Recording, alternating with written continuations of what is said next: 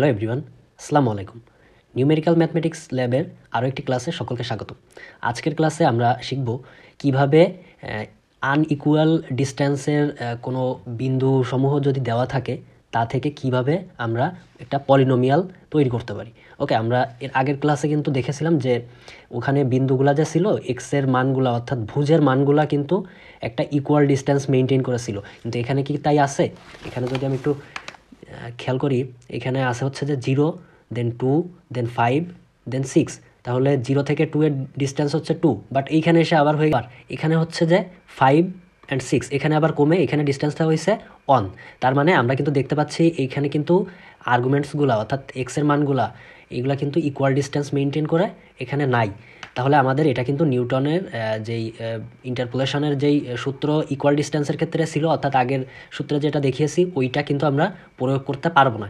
এখানে আমাদেরকে সাধারণ পার্থক্য সূত্র যেটা নিউটনের সেইটা প্রয়োগ করতে হবে। ওকে, এখন আমরা অ্যান্সারটা এখান থেকে শুরু করি। আমাদেরকে একটা ডিফারেন্স টেবিল বের করতে হবে। এখন এইটা কিন্তু সিম্পল ডিফারেন্স টেবিলে হবে না, এখানে কিন্তু আমাদেরকে ডিভাইডেড ডিফারেন্স টেবিল অর্থাৎ বিভাজিত পার্থক্য সারণী যেটা ছিল ওইটা বের করতে হবে। সরি,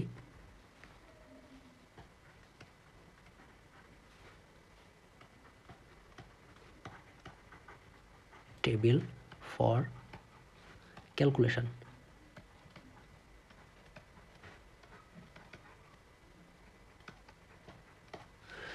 এখন আমরা তাহলে কি করব, বিভাজিত পার্থক্য সারণীর জন্য যেই ছকটার প্রয়োজন হবে সেই ছকটা আঁকবো। ওকে, তাহলে ছকটা একটু অন্য কালার ইউজ করে আঁকি আমরা। ফার্স্টে এখানে আমাদের কয়টা ভ্যালু ছিল? 1, 2, 3, 4, 4টা। তাহলে আমাদেরকে ঘর তৈরি করতে হবে কয়টা? 4টা। ফার্স্টে একটা,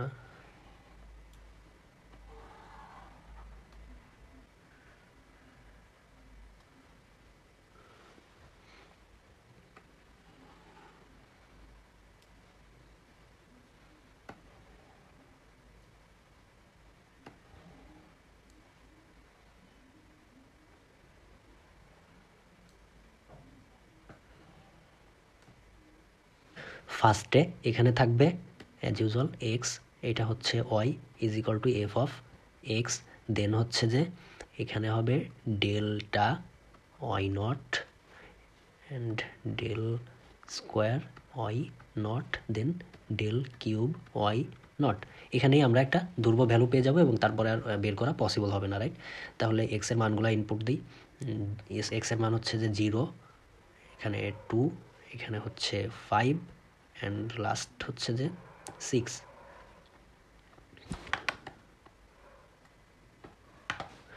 অ্যান্ড এর সাথে রেসপেক্টিভলি থাকবে হচ্ছে যে 1, 1, 3, 7, 13।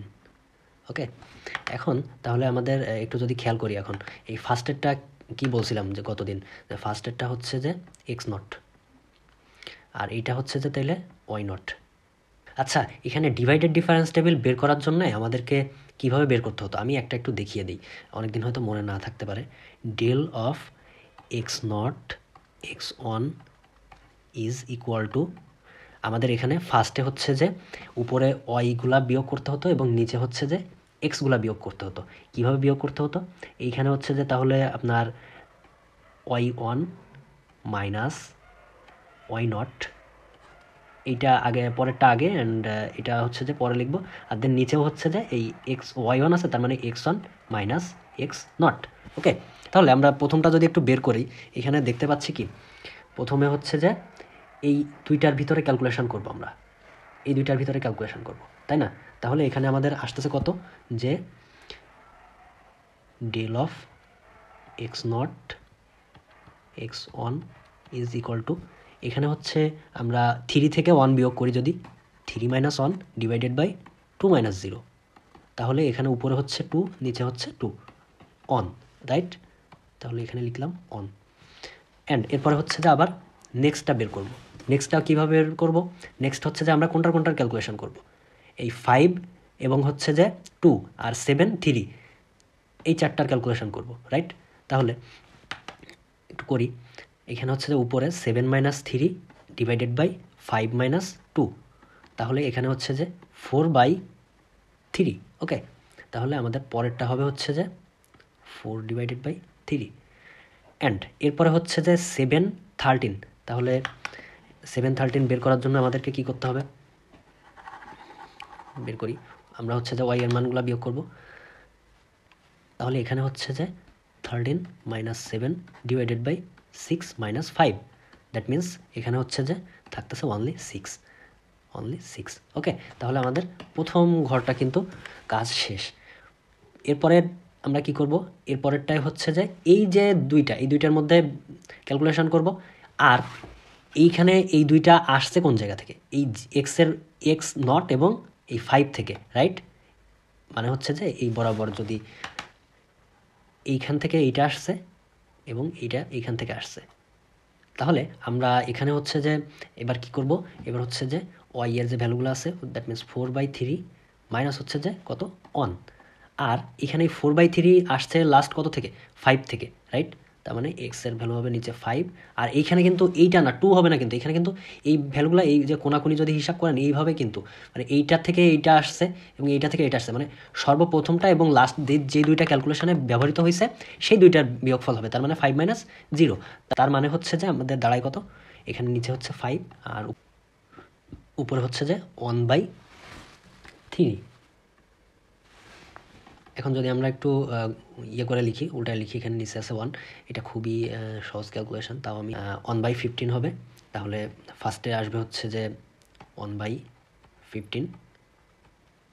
অ্যান্ড এরপরে হচ্ছে যে তাহলে কী করতে হবে আমাদের, এরপরে হচ্ছে 6 এবং 4/3 এর ক্যালকুলেশন করতে হবে। তাহলে 6 - 4/3 ডিভাইডেড বাই এই 6টা আসছে কোথার থেকে, এই লাস্টের এই ভ্যালুটা থেকে আসছে। আর এই 4/3 আসছে কোত্থেকে লাস্টে, এই দুইটার ক্যালকুলেশন আমরা যখন করতেছি তখন এইটা হচ্ছে যে আসছিল যে জায়গা থেকে, আর এইটা হচ্ছে যে আসছিল যে জায়গা থেকে, সেটা বিয়োগ করব। তার মানে এখানে হচ্ছে যে এক্সের জায়গায় বিয়োগ হবে 6 থেকে 2 বিয়োগ করব আমরা। তাহলে ক্যালকুলেশনের অ্যান্সারটা কত আসে একটু দেখি। আসবে হচ্ছে যে 7/6, রাইট? তাহলে আমরা লিখি 7/6। এখন আমাদের আর হচ্ছে যে একটা বাকি, ঠিক আছে? তাহলে এই একটা হচ্ছে যে আসবে কোন দুইটা থেকে, এই দুইটা থেকে, রাইট? তাহলে এইখানে আমরা উপরে হচ্ছে যে কি বিয়োগ করব, উপরে বিয়োগ করব 7/6 মাইনাস 1/15 ডিভাইডেড বাই এই 7/6 আসছে হচ্ছে যে লাস্ট 6-এর থেকে। আর তাহলে 6 আর এই যে 1/5, এই 1/5 আসছিল প্রথমে 0 থেকে, তাই না? তার মানে -0।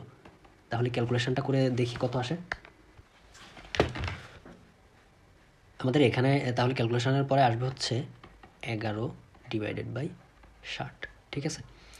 তাহলে আমরা এখানে লিখি 11 ডিভাইডেড বাই 60। ওকে, এখন আমরা এই যে প্রথমটা যেভাবে মার্ক করে দিছিলাম এইভাবে যদি মার্ক করে লিখি এই জিনিসগুলোকে, তাহলে কি দেখায় যে এইটা হচ্ছে যে হবে ডেল অফ, এখানে লাস্টে কত ছিল, লাস্টে আমরা x2 থেকে নিছিলাম না, এটা x0 1 2, তার মানে এইখান থেকে আসছে, তাই না? তাহলে এখানে x2 x1 অ্যান্ড x0 থেকে আসছে।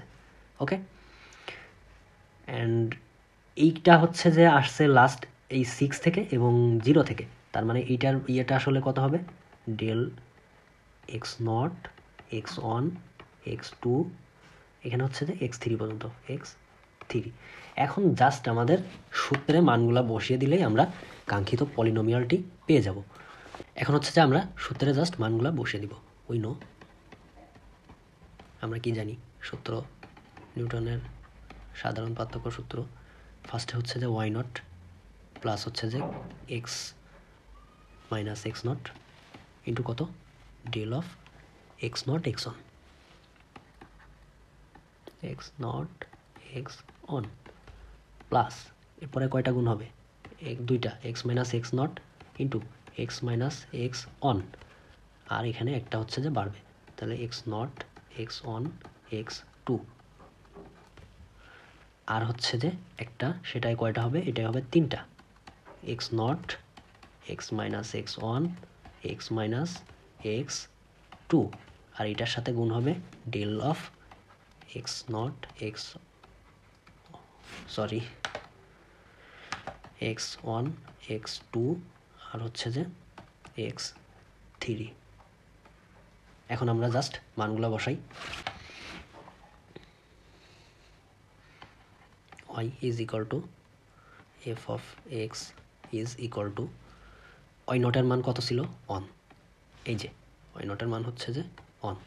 ওকে, দেন হচ্ছে যে x minus x not, x এর ভ্যালু কিন্তু এইখানে এক্সই, ঠিক আছে, এক্স ফিক্সড,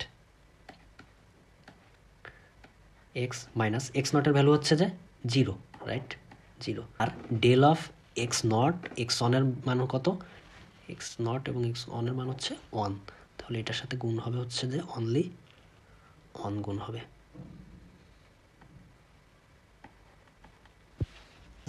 এখানে হচ্ছে যে এক্স মাইনাস এক্স নটের মান হচ্ছে যে 0, আর এক্স মাইনাস এক্স ওয়ানের মান হচ্ছে যে 2, তার মানে এক্স মাইনাস 2, আর del of x one x not x two এর মান ছিল কত 1/15 প্লাস এইখানে হচ্ছে যে তিনটা x minus 0, x minus 2, x minus 5 into এখানে হচ্ছে যে 1 এইটুকের মান কত এক্স নট 1 এক্স 2 এক্স 3 এগুলোর মান হচ্ছে যে এই 1/60, 11/60। Now calculate them again. y is equal to f of x is equal to এইখানে ক্যালকুলেশন করলে আসবে হচ্ছে 1 plus x plus x into x minus 2, তার মানে হচ্ছে x square minus 2x divided by 15, and লাস্টেরটা হচ্ছে যে x into x minus 2 x minus 5-এর এটা কিন্তু যদি কিনা সূত্র মুখস্থ থাকে x minus 2 into x minus 5, এটা কি x minus a into x minus b এর সূত্রে পড়ছে না। এখানে হচ্ছে যে আসবে এক্স স্কোয়ার মাইনাস হচ্ছে যে 7x প্লাস 10। আমরা তাহলে এখন হচ্ছে যে এই মানটা এখানে একবারে বসিয়ে দিই, x square minus 7x plus 10 divided by 16, আর উপরে গুণ ছিল কত, উপরে গুণ ছিল হচ্ছে যে 11/16। ওকে, এখন তাইলে আমরা কি করব, এই সরল করতে থাকবো, এই লাইনে শেষ করে দিই। আমরা এখান থেকে 1/60 হচ্ছে যে কমান নিব, তাহলে y is equal to f of x is equal to এখানে থাকবে হচ্ছে 1/60 ইন্টু এইখানে হচ্ছে যে থাকবে 11x³ minus 73x square plus 162x plus 60। এটা কিন্তু মানে সরল করছে, জাস্ট কি করছে আবার কনফিউশন না লাগে, এটাই হচ্ছে আমাদের কাঙ্ক্ষিত polynomial. So the polynomial is 1/60 into 11x³ minus 73x square plus 162x plus 60, এটাই হচ্ছে আমাদের answer. So up to this, সবাই ভালো থাকবেন, সুস্থ থাকবেন, আসসালামু আলাইকুম।